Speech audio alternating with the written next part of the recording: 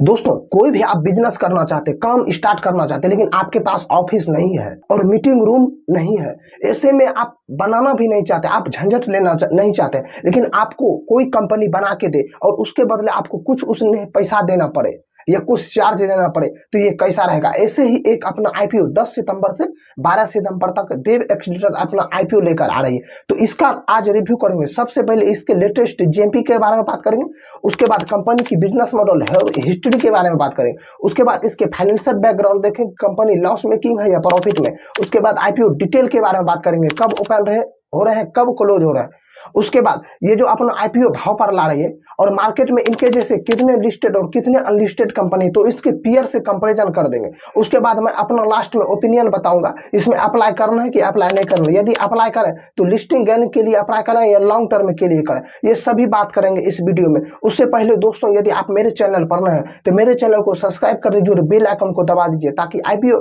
और share market से जुड़े इंफॉर्मेशन सबसे पहले आपके मोबाइल में नोटिफिकेशन के रूप में आ जाए। तो हर बार की तरह जनता की जय बोलकर करते हैं वीडियो की शुरुआत। तो दोस्तों, यदि इनके लेटेस्ट जेएमपी के बारे में बात किया जाए तो अभी इनका जेएमपी 9 रुपया यानी कि 15% लगभग चल रहा है। यदि एक लॉट की बात किया जाए तो लगभग 2000 प्रॉफिट हो सकता है एक लॉट पे, यदि आईपीओ अलॉट होता है तो। अब इसके बिजनेस मॉडल और थोड़ा हिस्ट्री के बारे में बात कर लेते हैं। तो सबसे दोस्तों, ये जो बिजनेस मॉडल इनका है, ये कहां से पैसा कमाते हैं, मैं आपको पहले वो क्लियर कर देता हूं। ये आपको बड़े बड़े मीटिंग रूम बनाना हो, ऑफिस बनाना हो, स्पेस बनाना हो, आपके पास समय ना हो, सुविधा ना हो, इंटरनेट सुविधा ना हो, ये ऐसे सब ये आपको ऑफिस बना के देती है, मीटिंग रूम प्रोफेशनल बना के देती है, उसमें इंटरनेट सुविधा, फर्नीचर, टेबल कुर्सी, ये सभी चीजें आपको उपलब्ध कराती है। और इसके बदले सिर्फ आपको कुछ इनको कमीशन या मान लीजिए इनको आप भाड़ा कर लीजिए वो देना है या चार्ज देना है। इनकी शुरुआत 2017 में हुआ था, लगभग ये 8 साल पुरानी कंपनी है। इन्हें देव आईटी ग्रुप ने लॉन्च किया था 2017 में। कंपनी ने पहले अपना कोवर्किंग कैपिटल अहमदाबाद में 700 सीटों वाला ये पहला अपना ऑफिस बनाई थी। कंपनी ने 2018 से 2021 के बीच अहमदाबाद, गुजरात, दिल्ली, एनसीआर टीयर 1 में, टीयर 1 अहमदाबाद ऐसे सभी जगहों पे बहुत ज्यादा ग्रोथ किया। 2025 में देव एक्सीलेटर सबसे तेज बढ़ती हुई वर्क स्पेस प्रोवाइडर में ये गिना जाने लगा। आज की स्थिति के अनुसार 28 सेंटर, 8,60,000 फुट वर्ग फीट जमीन, 14,000 से प्लस सीटें, 250 से प्लस क्लाइंट, 11 बड़े बड़े शहरों में काम चल रही है और नए नए जगह पे प्लांट खोलने का काम और इरादा चल रहा है। अब दोस्तों, यदि आप इतना समझ गए तो कंपनी की फाइनेंशियल बैकग्राउंड के बारे में बात कर लेते हैं। दोस्तों, इसका टाइम पीरियड जो दिया गया है 2023 से लेकर 2025 तक का। सबसे पहले इसके एसेट्स के बारे में बात करते हैं। तो ये 2023 में इसका एसेट्स 282 करोड़ था, उसके बाद 2024 में 411 करोड़ और 2025 में 540 करोड़, यानी कि एसेट्स में साल दर साल ग्रोथ है, आप देख सकते हैं। टोटल इनकम के बारे में बात करें तो 2023 में 71 करोड़ था, 24 में 110 करोड़ और 25 में 178 करोड़ हो गया टोटल इनकम। आफ्टर पोर टैक्स के बारे में बात करें तो यहाँ से एक थोड़ा आप पॉइंट देखने लायक है। ये दोस्तों 2023 में लॉस मेकिंग कंपनी थी, उसके बाद मात्र 43 लाख में मैं बात कर रहा हूँ, 43 लाख ये प्रॉफिट में आई 2024 में। उसके बाद ये 2025 में 2.25 करोड़ रुपया प्रॉफिट की, क्योंकि ये ऐसा ही कंपनी जिसका प्रॉफिट मार्जिन बहुत कम होता है। अब EBITDA मार्जिन के बारे में बात करें तो ये 2023 में लगभग 30 करोड़ EBITDA मार्जिन से बढ़कर 2024 में 64.74 करोड़ हो गया। उसके बाद 2025 में 80 करोड़, यानी कि EBITDA में साल दर साल ग्रोथ है। यदि नेटवर्थ की बात करें तो ये 2023 में 1.22 करोड़ था, उसके बाद 2024 में 29 करोड़ और नेटवर्थ 2025 में लगभग 54-55 करोड़ हो गया। यदि टोटल बोरिंग की बात करें, अभी तक इसके पास 130 करोड़ उधारी है, ये सबसे बड़ा निगेटिव पॉइंट है। और साल दर साल उधारी में बढ़ा भी है, यानी कि 2023 में इसके पास उधारी मात्र 33 करोड़ था, उसके बाद 2024 में 101 करोड़ हो गया और 2025 में 130 करोड़। ये सबसे बड़ा नेगेटिव पॉइंट है इस कंपनी के लिए। दोस्तों, आप इतना समझ गए तो इसका मार्जिन के बारे में बात कर लेते हैं थोड़ा। यदि इनकी EBITDA मार्जिन के बारे में बात करें तो FR22 में 19% था, 23 में 21% और 24 में 23%। और नेट प्रॉफिट मार्जिन के बारे में बात करें तो ये प्रॉफिट मार्जिन 2022 में 4.5%, 23 में 5.5% और 24 में 6.5%। यदि दोस्तों आप इस यहाँ से ये अनुमान लगा सकते हैं कि यदि कंपनियां 100 रुपया की कंपनी को आती है तो उसमें सिर्फ 6 से 7 रुपया तक इनको इनकम होता है, ये प्रॉफिट जनरेट करती है, ये नेट प्रॉफिट जनरेट करती है। ये थोड़ा नेगेटिव पॉइंट है।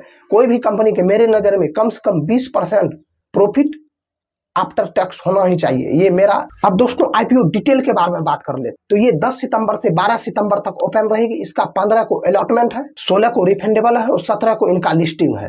फेस वैल्यू 2 रुपया प्रति शेयर है और टोटल 235 शेयर का ये एक लॉट है। 56 से 61 रुपए के बीच प्राइस में रखा गया और टोटल इशू साइज 143 करोड़ का है और एनएससी और बीएससी दोनों पर लिस्ट होगी। यदि रिटर्न फॉर इक्विटी यानी कि आरओसी के बारे में बात करें तो आरओसी 26 का है, डेप्ट पर इक्विटी 2.39, यानी कि दोस्तों यदि कंपनी का 1 रुपया अपना है तो 2 रुपया 39 पैसा कर्ज पे, ये सबसे बड़ा निगेटिव पॉइंट है। RONW 3.24 का, पैट मार्जिन 1 का, आप समझ रहे पैट मार्जिन कितना कम, एबिटा मार्जिन 50.64 का, प्राइस टू बुक वैल्यू 7.4। यदि आप एक लॉट अप्लाई करते हैं यानी कि 235 शेयर तो 14,335 रुपये मैक्सिमम लगेंगे और रिटेल कैटेगरी में आप 13 लॉट अप्लाई करना चाहते हैं तो 1,86,355 रुपये लगेंगे। यदि स्मॉल एचएनआई में मिनिमम 14 लॉट अप्लाई करना चाहते हैं तो आपको अलॉट मिलते हैं तो 3290 शेयर मिलेंगे, उसमें कि 2,690 रुपये इन्वेस्ट करने पड़ेंगे और 69 लॉट अप्लाई करने के लिए 9,89,115 रुपया इन्वेस्ट करना पड़ेगा और बीच एचएनआई में मिनिमम 70 लॉट अप्लाई कर सकते हैं जिसमें कि 16,450 शेयर मिलेंगे, उसमें कि आपको 10,03,450 रुपये इन्वेस्ट करने पड़ेंगे। अब दोस्तों इसके पीयर कंपैरिजन के बारे में बात कर ले। ये जो 56 से 61 रुपया के बीच प्राइसमेंट लेकर आ रहे हैं वो सस्ते हैं या महंगे हैं, तो दोस्तों इसका कंपैरिजन है। ऑफिस स्पेस सॉल्यूशन कुछ दिन पहले ही आईपीओ आया था, इसका लगभग 61 का पीई रेशियो है और स्मार्ट वर्क कुकिंग स्पेस का -74 है, ये इसका तो निकाला जाए क्योंकि ये लॉस मेकिंग कंपनी है। इंडिक्यू स्पेस इसका भी माइनस में, यानी कि ये बिजनेस जो है हाईली कॉम्पिटिटिव बिजनेस होता है और बहुत ज्यादा ये इसमें प्रॉफिट नहीं कमाया जा सकता है। यदि आप इतना समझ गए हैं तो दोस्तों मैं इसके पोर्शन के बारे में बात कर लेता हूं। इसका पोर्शन जो रखा गया क्यूआईबी के लिए 75%, एचएनआई के लिए 15%, रिटेलर के लिए 10% रखा गया है। अब दोस्तों इतना आप समझ गए हैं तो मैं आपको अब क्लियरिटी दे सकता हूं कि इसमें अप्लाई करना है कि अप्लाई नहीं करना है। तो दोस्तों सबसे पहले आप सुन लीजिए, यदि आप लिस्टिंग गेन के लिए आप स्ट्रैटेजी साफ रखिए। यदि आप लिस्टिंग गेन के लिए अप्लाई कर रहे हैं तो 14 से 15% लिस्टिंग गेन मिल सकता है और जीएमपी फिक्स नहीं होता, ये सिर्फ अंदाजा है, मार्केट की डिमांड के अनुसार ऊपर नीचे हो सकता है। ये यदि आप इतना मानते हैं तो लिस्टिंग गेन लगभग 10 से 20% तक का मिल सकता है और लिस्टिंग गेन के लिए नजरिए से जा सकते हैं।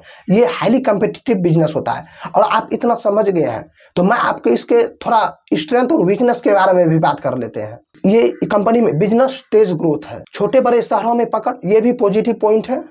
3 नंबर 250 क्लाइंट इनके पास है जो कि बेस्ट मजबूत है। और यदि वीकनेस के बारे में बात करें तो इनका प्रॉफिट मार्जिन बहुत ज्यादा कम है, हाई कॉम्पिटिटिव बिजनेस है। यदि फर्नीचर अदर मटेरियल का दाम में बढ़ोतरी होता है तो इनके और मार्जिन पर इफेक्ट पड़ेगा। ये अब इसके लॉन्ग टर्म के बारे में बात कर लेते हैं। इस लॉन्ग टर्म के लिए आप ये सेक्टर को ही छोड़ सकते हैं, आप लिस्टिंग गेन ले सकते हैं। आप अपना एनालिसिस कर लीजिएगा दोस्तों, मैं कोई सेबी रजिस्टर्ड एडवाइजर नहीं हूं, मेरे द्वारा दिया गया इन्फॉर्मेशन सिर्फ एजुकेशनल पर्पस के लिए है।